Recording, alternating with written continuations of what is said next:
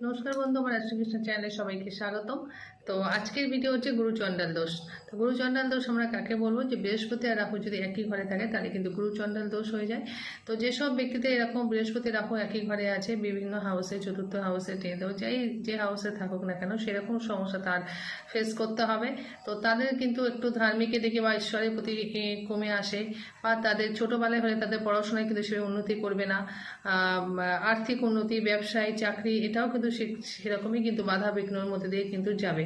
বা গুরুজনদের সম্মান করবে না, বাবা মার কথা শুনবে না, অমনোযোগ হবে পড়াশোনায়, বা সম্মান শ্রদ্ধা তার মধ্যে কিন্তু একটু কম থাকে। তো এরকম পরিস্থিতি হলে কিন্তু অবশ্যই বন্ধুরা সেই সব জাতক জাতিকাদের কিন্তু প্রতিকার করতে হবে, তারা কিন্তু লাইফের অনেক সমস্যা ফেস করতে হয়।